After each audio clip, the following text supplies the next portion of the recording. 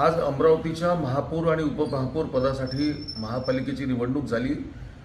या निवडणुकीमध्ये भारतीय जनता पार्टीजवळ महापौर पदासाठी आणि महायुतीजवळ उपमहापौर पदासाठी पुरेसं संख्याबळ होतं, स्पष्ट बहुमत आमच्याजवळ होतं।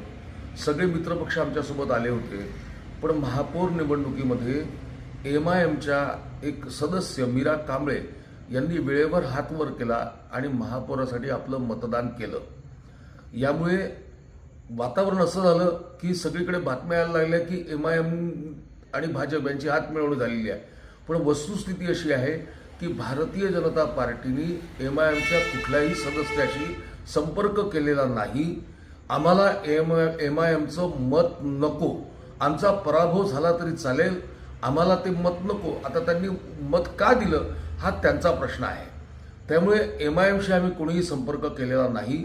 ज्या मित्रपक्षांना महायुतीमध्ये घ्यायचं होतं त्यांच्याशी स्वतः या जिल्ह्याचे पालकमंत्री चंद्रशेखरजी बावनकुळे आणि पक्षाचं जे नेतृत्व आहे त्यांनी सगळ्यांशी व्यवस्थित संवाद केलेला होता। 3 दिवसापासून महायुतीतले सगळे घटक पक्ष आणि त्यांचे सदस्य एकत्र बसत होते।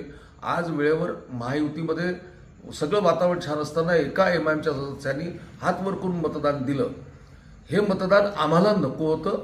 आम्हाला या मतदानाचा, त्यांच्या एका मताचा आनंद नाही।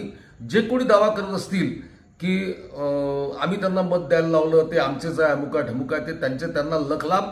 भारतीय जनता पार्टीला कुठल्याही MIMच्या सदस्याशी काहीही घेणे देणे नाही। आम्हाला पराभव झाला तरी त्यांचे मत नको, ही आमची स्पष्ट भूमिका आहे।